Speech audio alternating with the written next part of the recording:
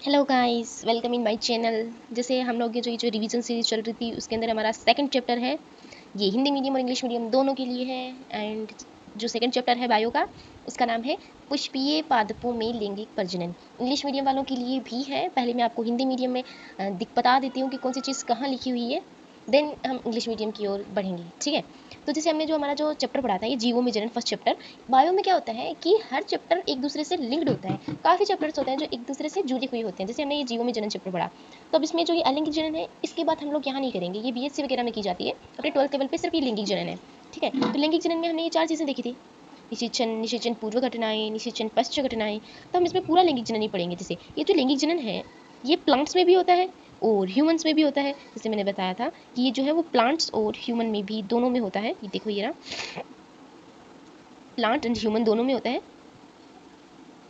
देखो, ये जो चीज़ मैंने बताई थी कि जो जाइगोट बनता है embryogenesis in plants and in human. I hope आप सबको जो है चैप्टर का बेस समझ में आ गया हो। तो विदाउट एनी वेस्टिंग टाइम हम चैप्टर शुरू करते हैं। चैप्टर का नाम है पुष्पीय पादपों में लैंगिक प्रजनन।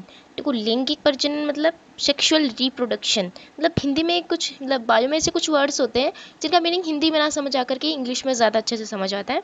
तो ये जो चैप्टर है उसमें, मतलब ये जो चैप्टर है इसके अंदर हमें 3-4 चीज़ें मेनली पढ़नी होती है। इसमें सबसे पहले जो स्ट्रक्चर्स होती हैं, जैसे हमारा ये जो पुष्प होता है, फ्लावर होता है, इसके बारे में ऑलमोस्ट चीज़ें पढ़ी जाती है। तो ये जो पुष्प है, इसकी स्ट्रक्चर ये जो है आपने बहुत अच्छे से पढ़ी होगी। आई होप, मुझे बिलीव है कि आप सबने अच्छे से पढ़ा होगा। तो ये जो है वो पूरी स्ट्रक्चर है फ्लावर्स की, कि कौन सी चीज़ कहाँ होती है, अंडाशय कहाँ होता है, बाह्यदिल कहाँ होता है, बीजांड कहाँ होता है, परागकोश कहाँ होता है, ये सब चीज़ें हो गई। ठीक है, पुष्प की संरचना हो गई। ठीक है, अब ये जो पुष्प की संरचना हो गई, अब जो हम लोग लैंगिक प्रजनन की बात कर रहे हैं, तो देखो ये घटनाएं हैं निषेचन पूर्व घटनाएं। ये क्या है? निषेचन पूर्व घटनाएं। वेट थोड़ा सा, अब करेंगे जी। ये है निषेचन पूर्व घटनाएं। देखो, अब जैसे कि हमारे ह्यूमंस में होता है स्पर्मेटोजेनेसिस, oogenesis, सेम वैसे ही हमारे जो है वो प्लांट्स जो होते हैं उनके अंदर होता है नर युग्मकोद्भिद, मादा युग्मकोद्भिद। ठीक है, अब देखो ये जो स्ट्रक्चर्स है, ये जो स्ट्रक्चर्स हैं, ये स्ट्रक्चर्स बहुत बहुत बहुत ज़्यादा इम्पोर्टेंट है।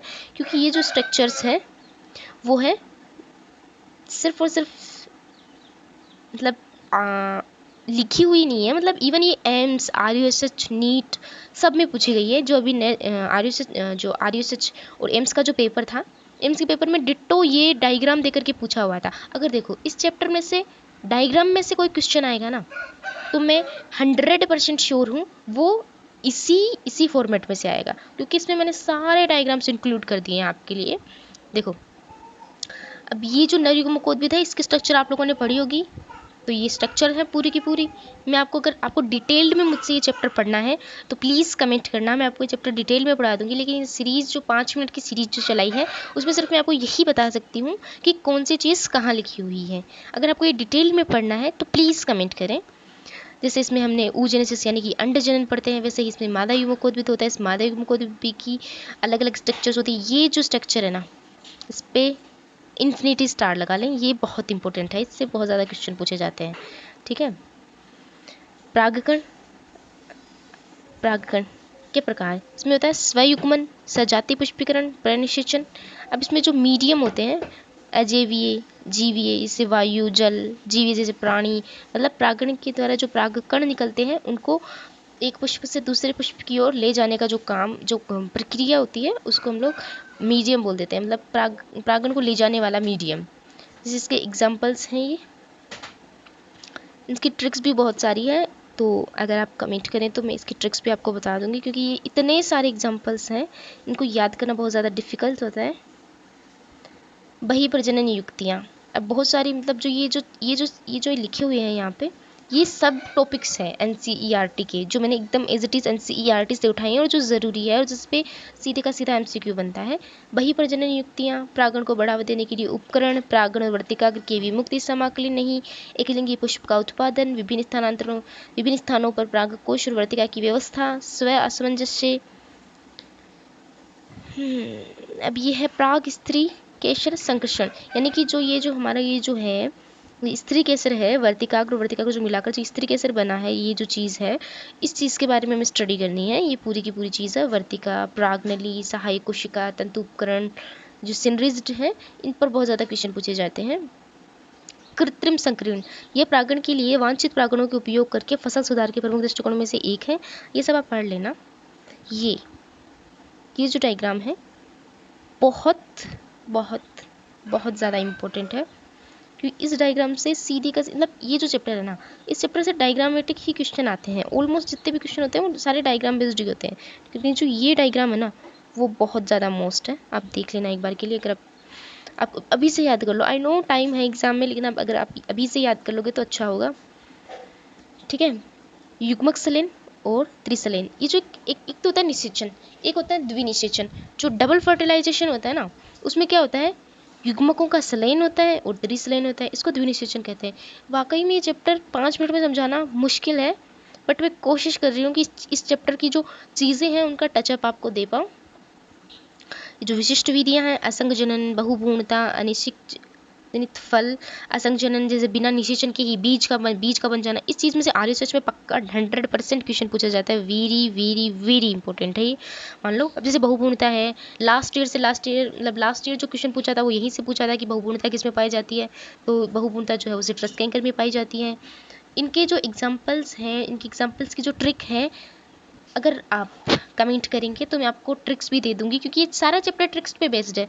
ठीक है, अनिश्चित जनित फल, जो ये जो फल होता है इसको बोलते हैं फॉल्स फ्रूट। जैसे इनकी एक जो ट्रिक होती है वो होती है आस्क, जो झूठा होता है ना उसको बार बार बार बार पूछा जाता है।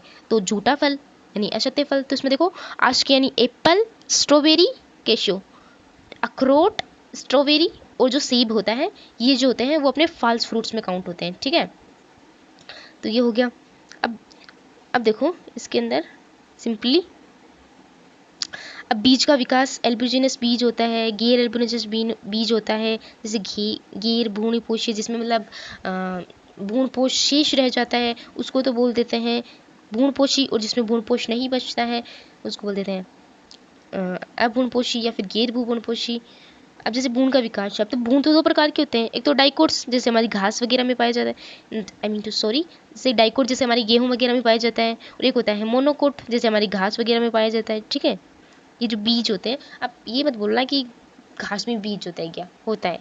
ठीक है, भ्रूण का विकास, फल का निर्माण, देखो ये आभासी फल है, जैसे एक अंडाशय के अलावा अन्य भागों के फलों के निर्माण के योगदान ते आभासी फल। और एक ट्रू फल, देखो आभासी फल और ट्रू फल, इससे ज़्यादा क्वेश्चन नहीं पूछे जाते क्योंकि बच्चों वाली क्वेश्चन है, सबको आता है। ठीक है, ये स्ट्रक्चर्स दी हुई है, इससे भी काफ़ी बार क्वेश्चन पूछ लेते हैं। सो ये ऑलमोस्ट चैप्टर जो है वो हो गया है।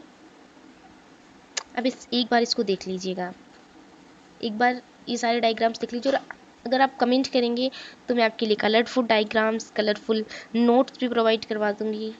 प्लीज़ आप, मैं फिर से रिक्वेस्ट कर रही हूँ, आप अपनी NCERT, अपने नोट्स, अपने लेक्चर्स देखने के बाद ही इस सीरीज़ से जुड़ें, वरना आपको कोई बेनिफिट नहीं होगा। आप सोच रहे होंगे क्या पढ़ा रही है, अगर आप करके आएंगे तो आपको बेनिफिट होगा।